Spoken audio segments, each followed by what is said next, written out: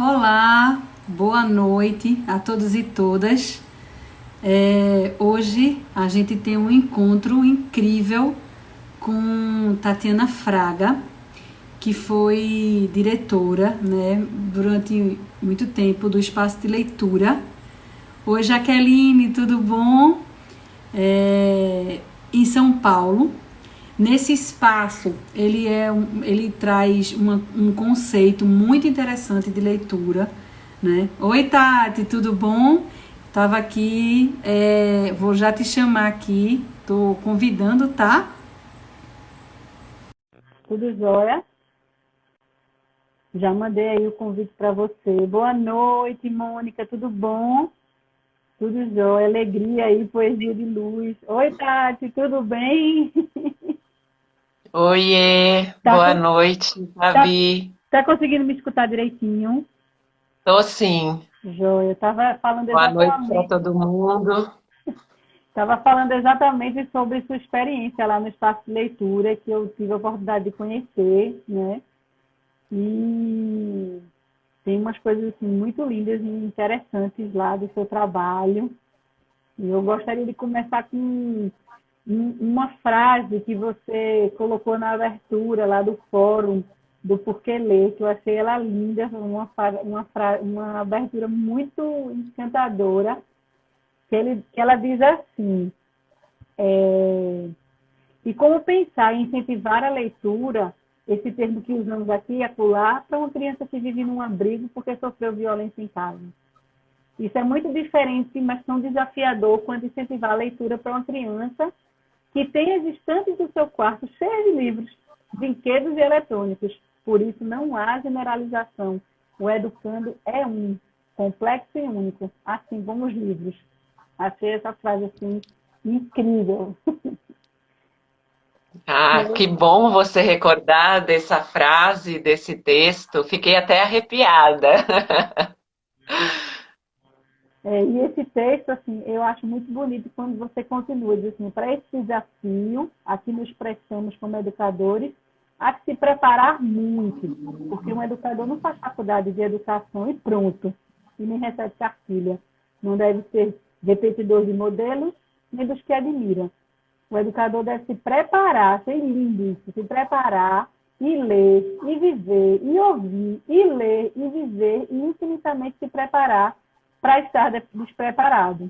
E aí eu começo essa nossa conversa dizendo por que se preparar tanto para estar despreparado?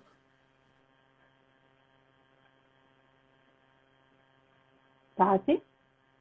Acho que houve algum. Deixa eu ver aqui a conexão.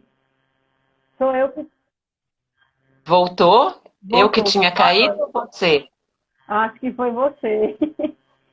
Aqui você que caiu para mim. Foi? Então deve ter sido alguma coisa da internet mesmo.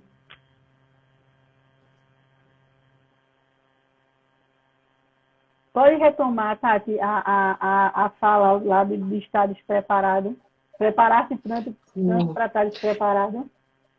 Sim, eu estava comentando que é muito gostoso você relembrar esse texto, que é um texto que eu escrevi para o livro do primeiro fórum do Espaço de Leitura, né?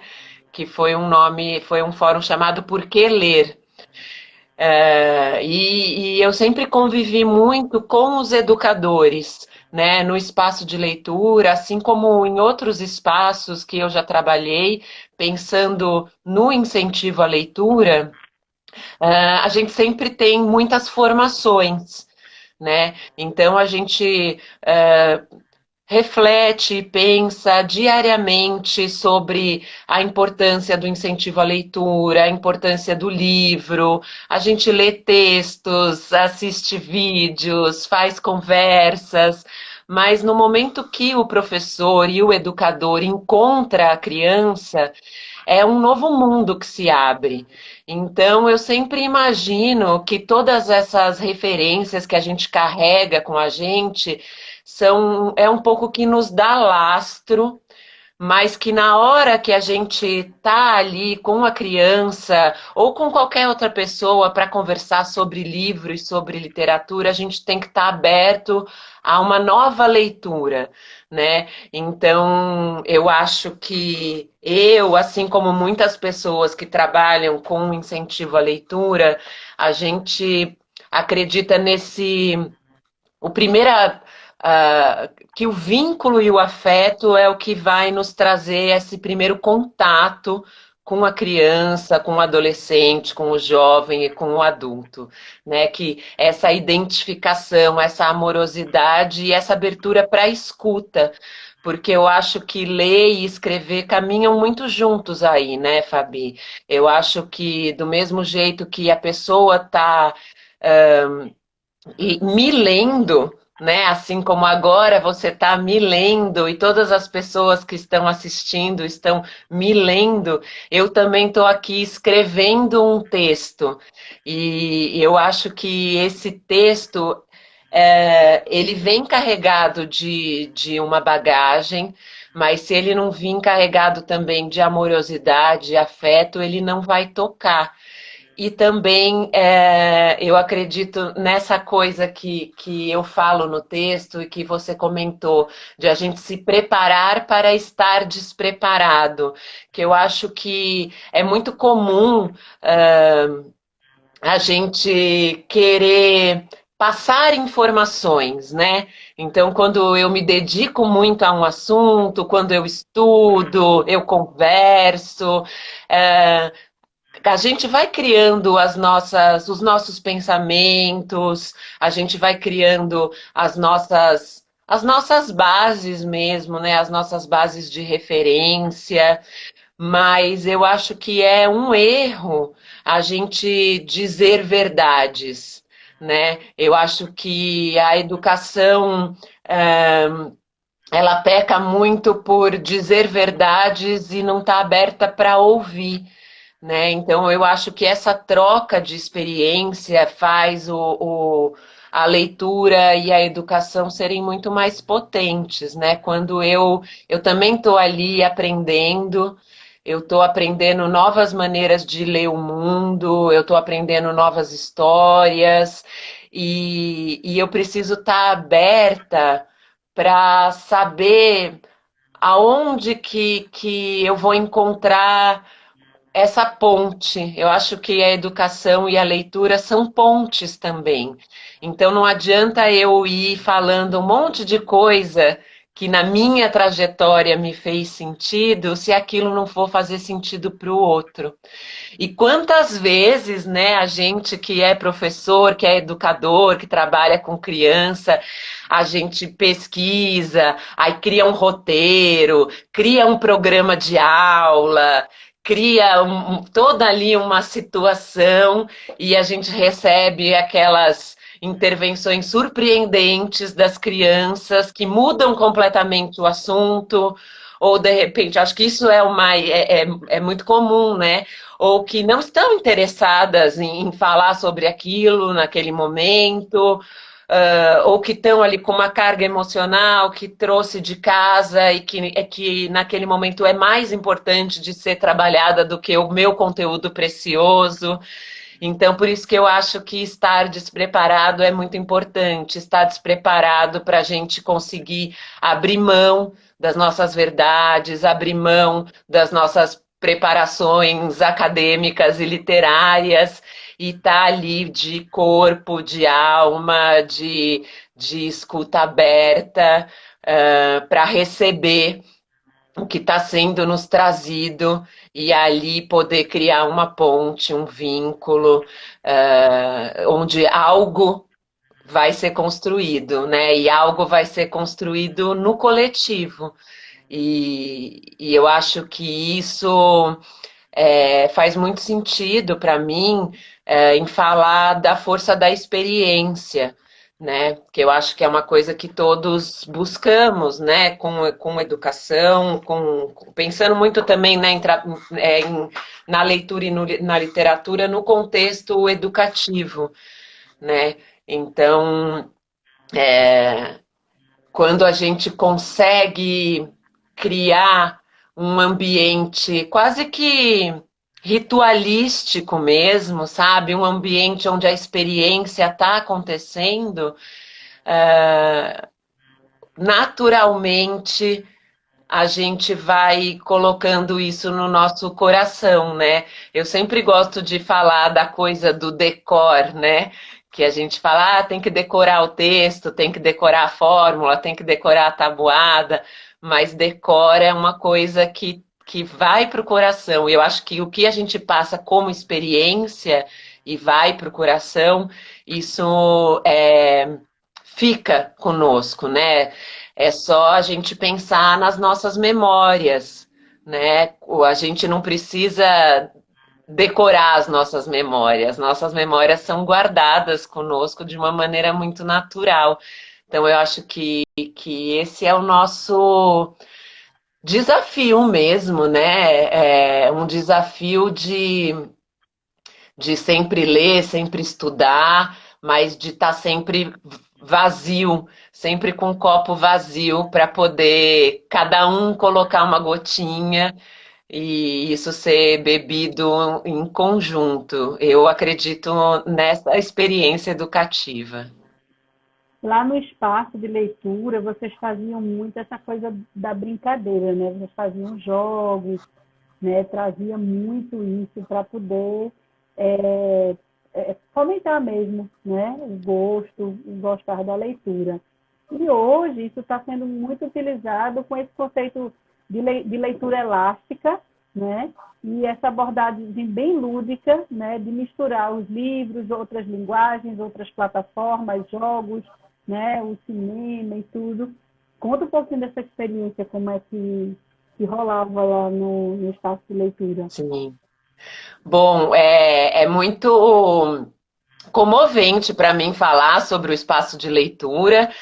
Para quem não conseguiu conhecer o espaço de leitura, ele é um projeto que ficava dentro de um parque. Aqui em São Paulo, um parque da Água Branca, que é um parque muito especial aqui de São Paulo, porque é um parque que tem uma flora muito rica, né? Tem árvores lindas e, né, como a gente mora aqui em São Paulo, está muito distante da natureza, era um parque também que tem muitos bichos, né? Então tinha galinhas soltas, pavão, galinha d'Angola, lago com peixe.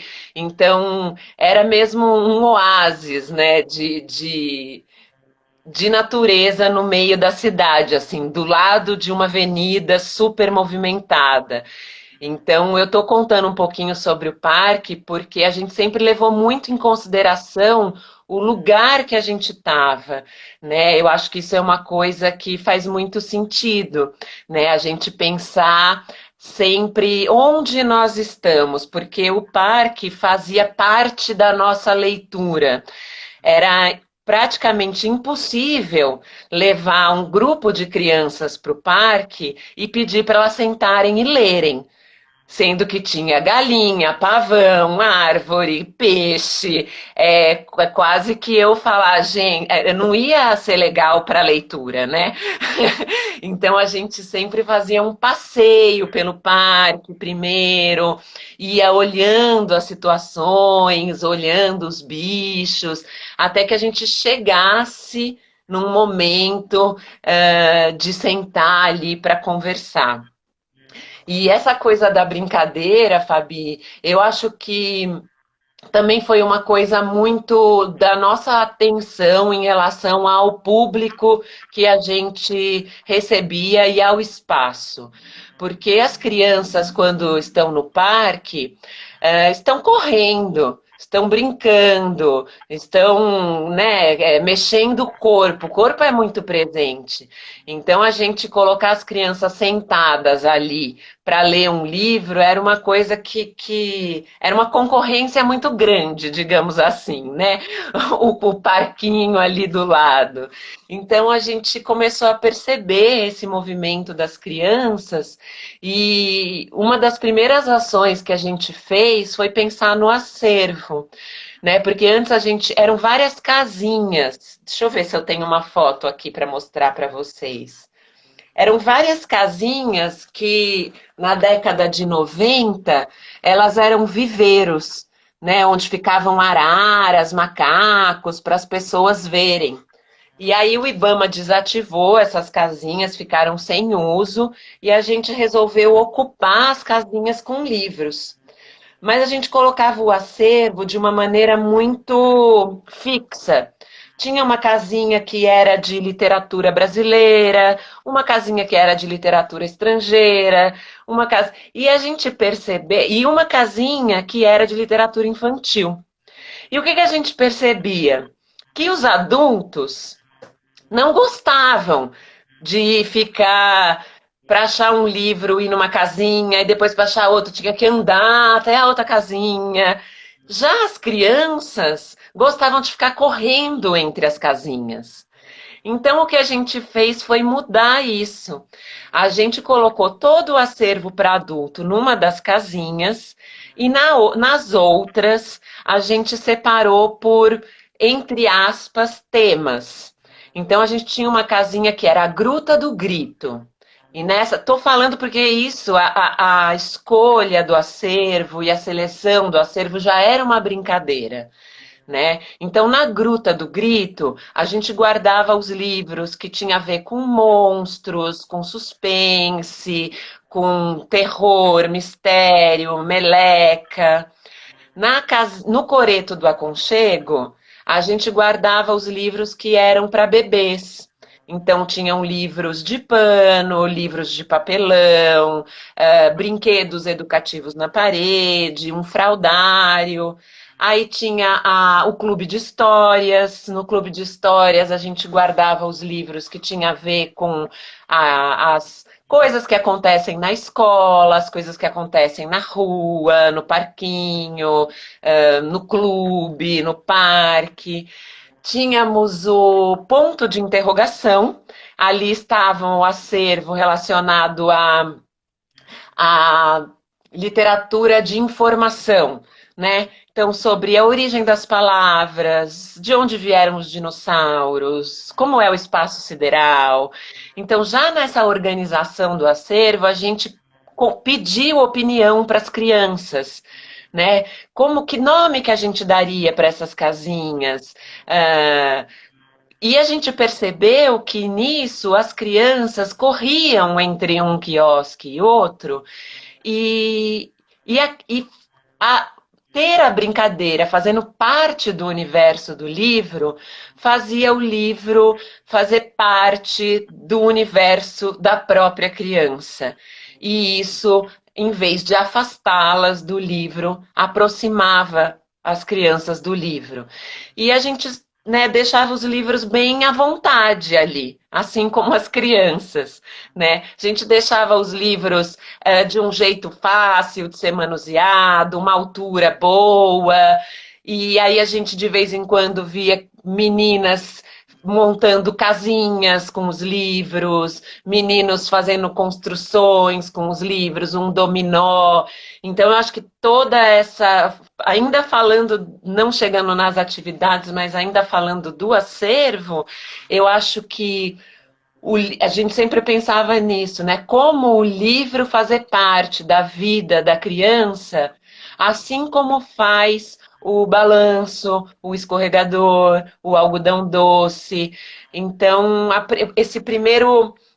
Porque tem muita gente que não lê porque fizeram a gente ter medo de livro, né? Então já o livro, né? Nossa, mas você lê. Então acho que esse primeira aproximação, esse primeiro objeto de desejo, de objeto de curiosidade, já é uma brincadeira que faz aquilo fazer parte, né, da rotina, né, do dia de brincadeira, porque o que a criança faz é brincar. Então, se o livro não for uma brincadeira, aquilo talvez não faça tanto sentido na sua experiência. E aí a gente passou a sempre pensar no livro dessa maneira. né, em pensar sempre nas atividades, claro, né, que a gente pode falar depois, né, se vocês quiserem, em como a gente pensava nessas atividades. Mas falando sobre o brincar, de alguma maneira, o jogo e a brincadeira sempre faziam parte de um roteiro, né? Então a gente criou vários roteiros, a gente, eu digo, os educadores do espaço de leitura, né, os grandes responsáveis pela elaboração das atividades e contato com os grupos de crianças e escolas, sempre pensava nesse jogo, nessa brincadeira. Então, por exemplo, a gente tinha o mestre mandou, né? Então você colocava ali vários adjetivos estranhos dentro de um saquinho e a criança pegava um papelzinho. Então, assim, já a escolha dos adjetivos já era uma atividade. O que é um adjetivo? O que é um adjetivo estranho? Então, mole. Mole é um adjetivo estranho. Fedorento. Fala um, Fabi. Onisciente. Onisciente. Então a criança ia ali, pegava um papelzinho e tirava lá, preguiçoso. Então o objetivo daquela criança era encontrar no acervo do espaço de leitura um livro que fosse preguiçoso. E aí, então tinha a brincadeira de explorar o acervo, correr, encontrar, então tinha essa investigação do acervo e depois justificar por que que eu achei esse livro preguiçoso. E aí a gente pensava muito sempre nessa investigação desse objeto. Então um livro pode ser preguiçoso porque tem pouco desenho, o ilustrador ficou com preguiça de fazer desenho, ou um livro pode ser preguiçoso porque conta a história de um bicho preguiça. Um livro pode ser mole porque a capa é mole, ou pode ser mole porque me deu sono.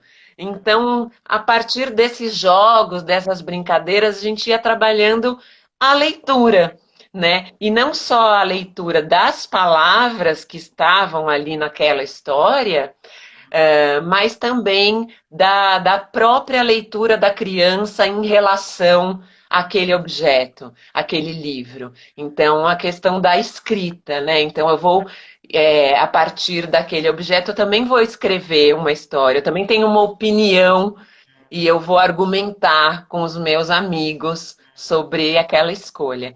Então, esse é um das dezenas de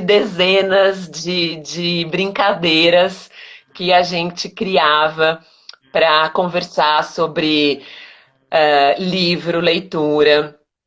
E claro que às vezes a gente tocava em assuntos mais delicados, mas sempre por meio do jogo e da brincadeira e da conversa. Então, bem resumidamente, se você quiser saber mais, você me pergunta, mas bem resumidamente, era mais ou menos assim que a gente brincava. Inclusive, Georgia até estava dizendo aí, né, que as memórias afetivas são eternas, então essa coisa do como era muito lúdico, a brincadeira era muito presente, né? Então isso marca, né, a memória das crianças, inclusive com nessa exploração do objeto livre, né? E aí a Jaqueline, né, Biel, está dizendo assim, a leitura é fundamental e deve ser realmente desde cedo, né? Muito cedo, trazer isso para os professores, né, esse olhar que possibilita novos disparadores e que está dizendo que a experiência realmente foi muito rica, né? E Hélida colocou que, poxa, esse ambiente aí favorece uma leitura do que eu vejo e do que eu sinto, né? E aí, como é que a gente cria, né, esses espaços de leituras próprios, né? Assim, como é que a gente vai observando isso? Né? Eu acho que é bem Sim. o mergulho que você fez lá, né? Sim, eu acho que sempre acredito que nunca é uma coisa que tem que ser um modelo, né? Eu acho que claro, que a gente tem muitos modelos e inspirações, né? O próprio espaço de leitura, bibliotecas incríveis que a gente tem na América Latina, a gente tem muitas inspirações, mas eu nunca acredito que é possível a gente reproduzir um modelo num outro lugar, né? Porque eu acredito muito nos processos, sabe, Fabi? Essa esse lugar que a gente chegou no espaço de leitura não foi uma coisa pronta, foi uma coisa que foi sendo construída observando a equipe de educadores, observando o espaço que nós nos encontrávamos, observando quem frequentava aquele espaço. Então, eu acho que, por mais que a gente tenha referências, eu acho que essa leitura do território é o primeiro lugar que tem que se partir. Né? O que, que vai fazer sentido ali naquele espaço? Né? Porque a gente pode pensar num espaço de leitura no meio da Marginal Tietê, ou a gente pode pensar num espaço de leitura numa área rural, e cada um vai ter as suas características, né? A gente só foi transformar o espaço de leitura num espaço dedicado exclusivamente à literatura infantil e infanto-juvenil depois de alguns anos, quando a gente, né, foi ouvindo, né, o público que frequentava aquele lugar. Então foi sempre uma conversa. Eu acho que isso é muito importante. E aí, em relação a gente tem tantos exemplos, né? Vocês devem conhecer, a Fabi com certeza conhece o trabalho da Bel, né? Que eles criaram uma biblioteca, que era isso, partiu de um desejo de ter uma biblioteca. Então, partindo desse desejo, a gente vai se transformando, se adaptando, correndo atrás. E eles conseguiram criar uma biblioteca para jovens dentro de um cemitério. Eu conheço, não é? Eu É, conheço projetos, né? Os projetos das gelatecas, né? Que a gente fez até usando essa inspiração. A gente montou uma gelateca num CAPS, inclusive que é meu vizinho aqui de trás, o CAPS que trabalha com é um programa de assistência social que trabalha com pessoas em situação de rua. Então, nós conseguimos a doação de uma geladeira velha, junto com as pessoas que frequentavam o CAPS, nós fizemos lambes e customizamos a geladeira, recebemos doações de livros e fizemos. Olhamos para aquele acervo junto com eles. Então, eu acho que sempre depende muito, claro, né? Fórmulas prontas é isso, né? Se preparar para estar despreparado. Então, a gente tem tantos exemplos de iniciativas maravilhosas, mas a gente não chegar de cima para baixo é sempre uma coisa que o processo provavelmente vai perder alguma coisa da sua genuinidade, da sua legitimidade, e é isso que faz a coisa nascer com desejo mesmo, né? Com desejo não só das pessoas que estão ali nas lideranças, mas também de quem vai usar esse espaço, né? De que vai cuidar desse espaço, aquilo fazer um sentido. A nossa feira de troca de livros, por exemplo, que a gente fazia todo domingo no espaço de leitura, a gente fazia com caixas de feira, eram caixas de feira coloridas, e a gente foi organizando o acervo e ouvindo também. Então a gente percebeu que muita gente queria trocar 5 livros de adulto por 5 de criança. O nosso acervo infantil estava sempre vazio. Então começamos a ir atrás de mais doação de livros infantis. E aí começamos a criar algumas regras. Troca um livro infantil por um livro infantil. Depois fizemos no papel sulfite mesmo um carimbinho de EVA. Depois que você trocasse 10 livros, você ganhava um. Então, sempre o espaço de leitura teve uma estrutura, né? Porque era, afinal de contas, uma instituição, né? Então, a gente elaborou realmente materiais educativos, com gráfica, ilustrador, coisas belíssimas, mas também sempre pensamos no que nós temos à nossa mão, né? Então, essas atividades educativas que poderiam ser feitas também nas salas de aula. Então, é sempre um saquinho com um papel sulfite, ou um jogo que é feito numa cartolina. Então, acho que a gente tem que observar e inventar, né? E inventar. Mas o mais importante eu acho que é desejo, processo, escuta, observação do território, coletividade. Eu acho que isso faz os projetos serem muito mais verdadeiros, assim, né? Pelo menos essa é a minha experiência. Raquel até colocou aqui que é um trabalho incrível, né? E aí, Terezinha reitera que é interessante essa visão de que as formas de organização dessas estratégias não podem ser transplantadas, porque parece que a gente realmente tem essa mania de tentar fazer ipsilíteres, né? E aí deixa de ter esse olhar, né, para o território, para o público, como a Elida está colocando aí, para atender, né? Então, essa coisa da motivação e dessa brincadeira, né? Certamente reitera aquilo que Terezinha está colocando, que essas ações construíram boas memórias, né? E Jaqueline reiterou aí a identidade dos protagonistas do espaço deve ser respeitada amorosamente, né?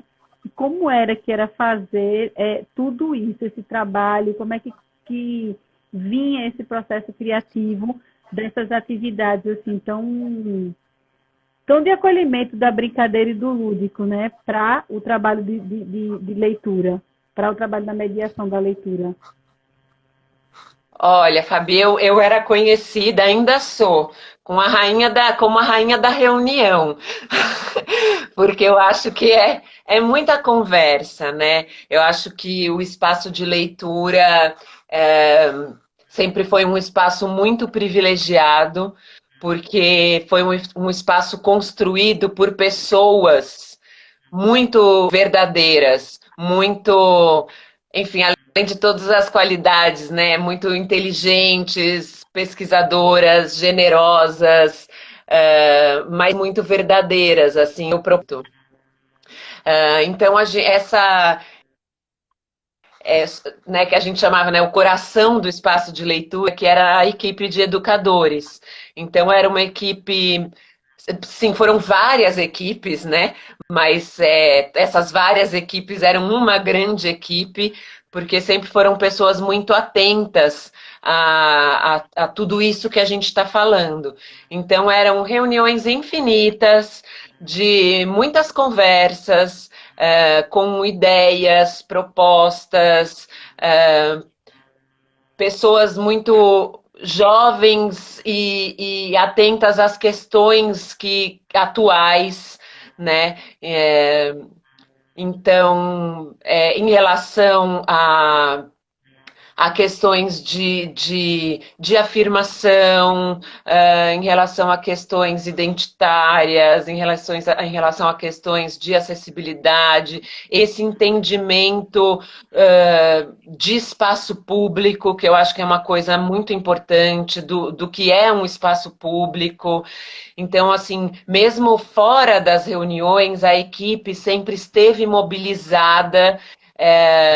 Em entender a leitura como uma questão de transformação de mundo, na literatura, na leitura ampliada, como uma questão social, uma questão política, uma questão cultural. Então, eu acho que tipo, a partir dessas conversas e de pessoas também extremamente criativas, isso eu acho uma coisa muito legal também, sempre foi uma equipe também muito interdisciplinar, multidisciplinar. Então, na equipe de educadores, a gente, né, tinha artistas visuais, atores, filósofos, geógrafos, estudantes, pedagogos. Então, essa mistura, né? Essa potência de gente era o que fazia tudo isso nascer. E aí eu acho que da parte, daí falando, né, da parte da coordenação, né, tanto da coordenação educativa como da gestão do projeto, é essa abertura de receber propostas, de apostar em propostas, de acreditar em propostas, e de estar sempre também num processo de avaliação constante, né? Todo mundo morre de medo desse nome, avaliação, mas isso é tão maravilhoso, né? Quando a gente pode olhar para o que a gente está fazendo, conversar sobre o que a gente está fazendo, o que precisa mudar, né, os conflitos necessários para o crescimento, às vezes os impedimentos, né, impedimentos financeiros, impedimentos de pessoal, tantas coisas, e caminhando, né, que assim é a vida. E aí só reitera aquilo que a gente estava falando, né? Que a gente estava falando da necessidade de se preparar para estar despreparado, né?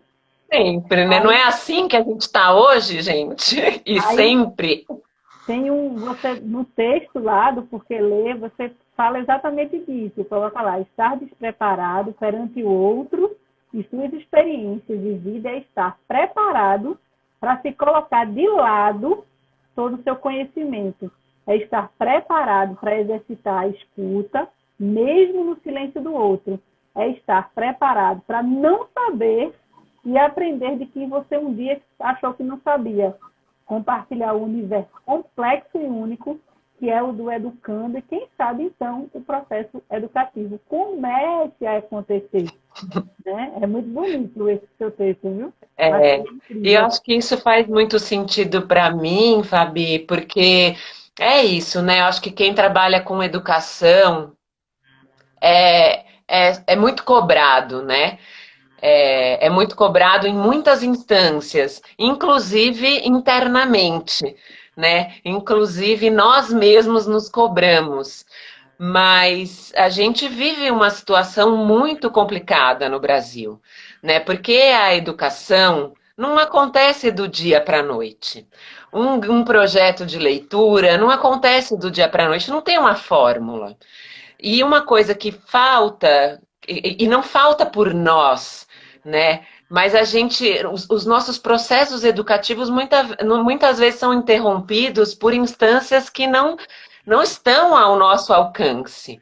Né? Então, eu acho que a gente também é muito sofrido a gente ter essa percepção, mas é muito importante também, né? Porque a gente quer mudar o mundo, a gente quer abraçar o mundo, mas a gente tem limites, né? E a educação só acontece com paciência, com tempo, com processo. Não tem mágica, né? Não tem mágica que vá fazer uma pessoa amanhã gostar de ler, né? E às vezes ela pode nem gostar de ler. Eu gosto de dar esse exemplo porque eu trabalho com leitura há muitos anos. Eu tenho uma filha de 18 anos que odeia ler. Eu tenho que dizer isso. Aí foi o que eu fiz. Eu peguei Pois é, e da Mônica, né? Coloquei dentro do banheiro. Toda vez que ele ia para o banheiro, que eu via que ele pegava, eu abria a porta e dizia, tá vendo que você gosta de ler? E fechava. pronto. Mas é isso, né? A gente também entender essa leitura, né? A gente conversou um pouco sobre isso no outro encontro, de que leitura é essa que a gente está falando, né? Porque a leitura é uma coisa muito ampla. A gente fala do livro e da literatura, porque o livro e a literatura é um dos lugares onde a gente vai construir, entender, não, mas talvez tentar entender a nossa complexidade humana. Mas isso pode acontecer com a música, isso pode acontecer com a natureza, isso pode acontecer a gente lendo os nossos próprios pensamentos. Então, a gente pode ouvindo histórias de pessoas que nem sabem ler e escrever, né? Então, acho que quando a gente está falando de leitura, a gente está falando mesmo de formação de ser humano, de formação de pessoa, e isso pode acontecer de tantas maneiras, né? É claro que minha filha não lê, me afligiu já muitas vezes, mas tá aí, o processo está acontecendo. Eu mesma comecei a ler muito tarde. Eu comecei a gostar de ler com uns 17 anos, 18, e eu leio muito devagar, né? Então, eu acho que é isso, eu acho que respeitar esses processos internos é muito importante, porque senão o negócio vira um trauma, né? Vira um trauma mesmo. Mas o que eu acho interessante, assim, em todo esse seu percurso, seu caminhar, é essa coisa do exercício, né, da participação e também de entender que os espaços não formais, né, eles são instâncias importantes exatamente para desconstruir a rigidez, né, que de certa Uhum. forma a escola traz, né, para essa leitura. E a intenção é exatamente a gente tentar entender que não necessariamente a escola precisa trazer essa rigidez, ela pode, né, ser mais flexível nessa coisa da formação mesmo do leitor, né, no ato de ler, na promoção da leitura, enfim. E eu acho que é muito bacana a experiência lá do espaço de leitura. Sim. Posso falar uma coisa sobre isso, Pode, Fabi? claro. Que a gente sempre conversava, né? O espaço de leitura sempre foi um espaço de educação não formal, assim como tantos outros que tem aqui em São Paulo, que é um lugar que tem muitos equipamentos culturais e que é uma coisa que é rara, né? São poucos municípios que têm espaços de educação não formal. E também essa questão da escola, né? Educação formal e educação não formal. Eu acho que a gente tem que olhar para isso com muito carinho, né? Eu não gosto de quando isso se transforma em comparação ou em disputa, porque eu acho que verdadeiramente a educação formal e a educação não formal são grandes parceiros, né? A escola, ela tem um papel a cumprir, né? E dentro desse papel cabem algumas coisas, outras coisas não cabem. Também é exigir muito do professor que, além de tudo que ele faça, ele consiga criar um projeto de educação não formal dentro da escola formal.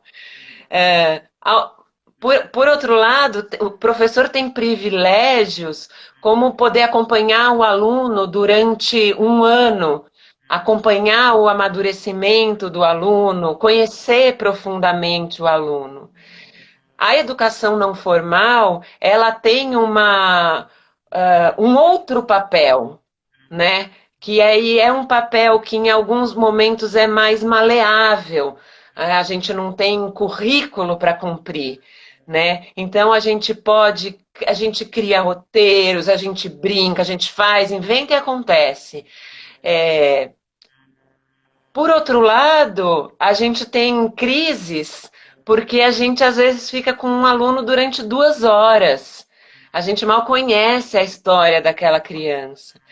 Então, nesse sentido, eu acho e nisso eu acho que o espaço de leitura foi muito feliz, porque também num processo de entendimento, eu não estou dizendo que a gente já sabia de tudo isso, não, mas a gente foi descobrindo a força dessa parceria, né? Do quanto, às vezes, um projeto que começava no espaço de leitura, às vezes ia ser continuado dentro da sala de aula. Ou relatos de algum aluno que na sala de aula não conseguia ler, mas no espaço de leitura lia. Então, eu acho que a gente tem que pensar nesses complementos. E mesmo que as cidades não. Porque é isso, né? O Brasil, a gente vai para o interior do Brasil, às vezes nem biblioteca a gente tem, né? Então, às vezes, às vezes sair da escola, ou ir para a praça, ou pensar uma coisa fora daquele lugar, já muda a perspectiva. Mas eu queria só pontuar essa questão de educação formal e não formal. E que também foi uma coisa que o espaço de leitura me ensinou, e os professores e as escolas com as quais a gente trabalhou, assim. E Graça está colocando aqui, está preparado para deixar um espaço para construir a partir do outro, né? Oi, Guga, tudo bom? O trabalho da escola na leitura de literatura é fundamental para a formação do estudante como leitor, né? E aí ela está agradecendo aqui, acho que Jaqueline, por você compartilhar essas belezuras aí de experiência mesmo, né? Porque são coisas que a gente só aprende realmente no caminhar, né? Ailton está dizendo que a criança de hoje evolui em uma velocidade incrível, tem uma exposição exponencial à informação e às novas culturas. E não aceita uma imposição literária. Isso muda tudo o que conhecíamos. Sim, Muda com mesmo. certeza. Eu acho que a gente está aqui para as voltas dos meus 40 anos, eu estou engatinhando, né? Eu acho que a gente também tem que ter essa escuta, inclusive para isso, né? Porque, enfim, os nossos filhos nasceram com o celular na mão. A gente mal sabe o que é isso, né? Eu fui ter meu primeiro celular com 25 anos. É, eu acho que a gente tem muito a aprender com eles, sabe? Eu acho que tem muita coisa. é, eu não sou muito favorável a proibições. A limite, sim, com certeza. A limite, sim. Mas eu acho que é uma linguagem que a única pessoa, as únicas pessoas que podem nos ensinar são eles, né? Porque eu às vezes fico tentando entender, né, como é que é a cabeça da pessoa. Meu filho joga videogame assistindo vídeo no celular ao mesmo tempo e conversando com 5 amigos. Assim.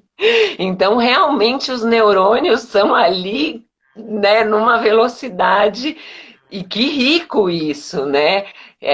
Que rico. Mas é um pouco isso, né? Desde a gente pode falar de livro, de televisão, de videogame, de YouTube. Em todas essas coisas, a gente vai ter uma construção interessante e uma não tão interessante. Normalmente, o que acontece na nossa vida é que são muitas desinteressâncias, né? A gente espera que as coisas interessantes se sobreponham, mas é um caminho que também vai sendo construído e entendido, né? Não tem uma cartilha, né? Faça isso, não faça isso. Eu, pelo menos, comigo não funcionou, viu? E mesmo com todas essas coisas tão interessantes, por que ler? Por que ler? Né? Olha, por muitas coisas. Eu acho que, começando muito do começo, eu acho que a leitura organiza. Eu acho que a gente aprender a ler um código, é, a gente se organiza, né? Eu consigo organizar os meus pensamentos em palavras, a gente está falando desse código, eu consigo organizar os meus sentimentos, eu dou nome para os meus sentimentos, é, eu olho para mim, né? Eu tenho mais consciência sobre mim, eu consigo expressar, né? Eu consigo existir através da palavra.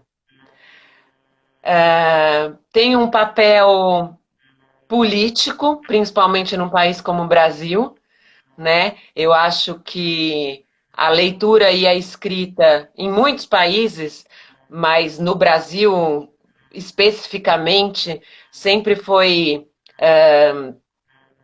um bem da elite, né? Um bem da elite, né? Como foi contada a nossa história? Como é contada a história do Brasil? Quem contou a história do Brasil? É um grupo muito específico que tem uma história muito específica.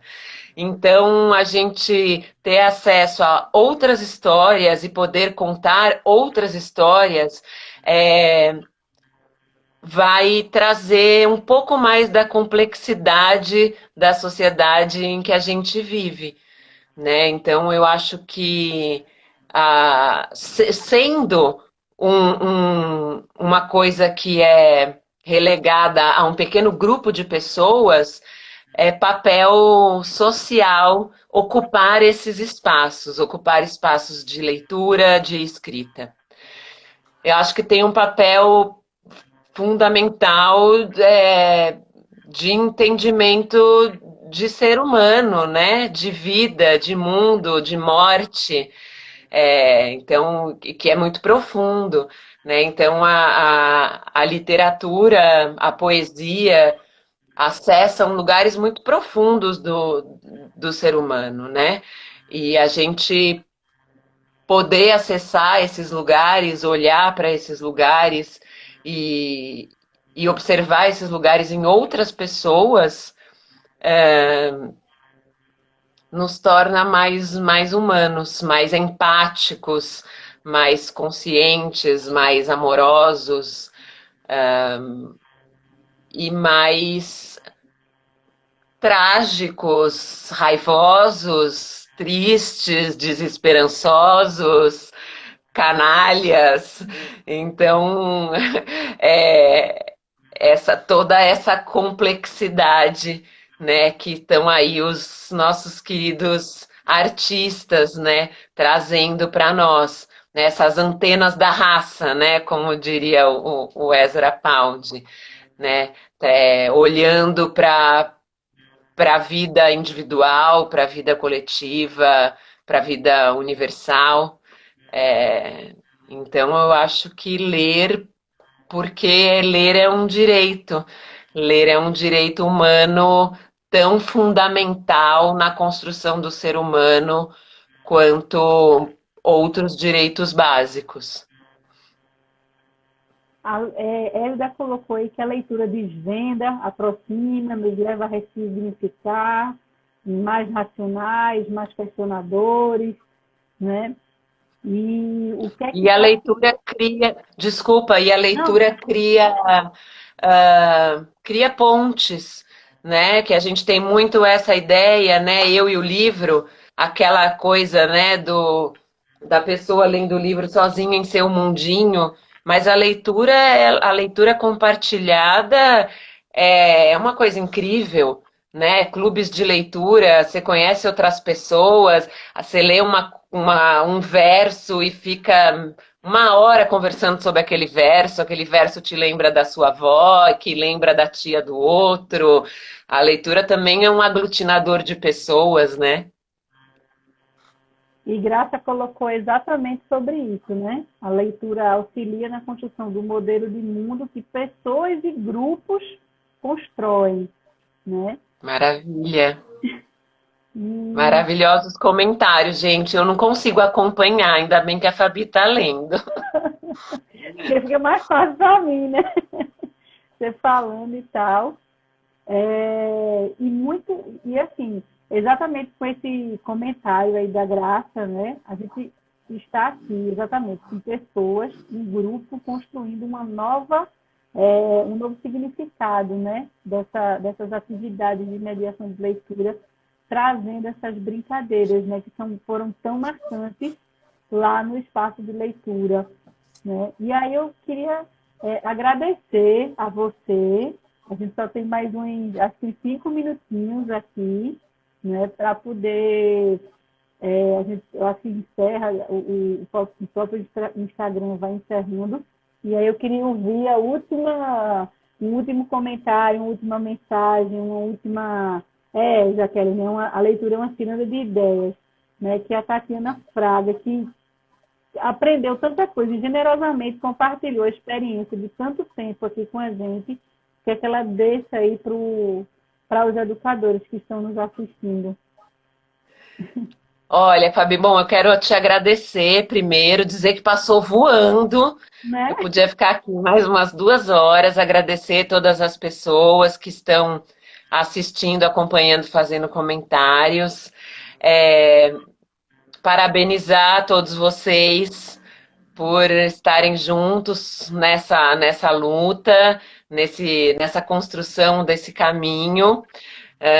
Dizer que eu estou aberta, podem me procurar no Instagram. É um grande prazer estar aqui com vocês e estou sempre à disposição para recebê-los.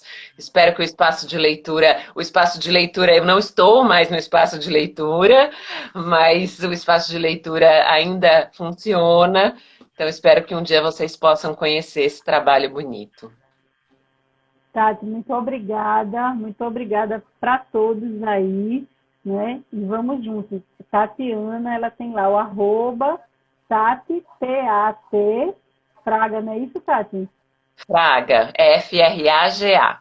Pronto. Aí quem quiser, e Tati tem muitas experiências e generosamente compartilhou com a gente.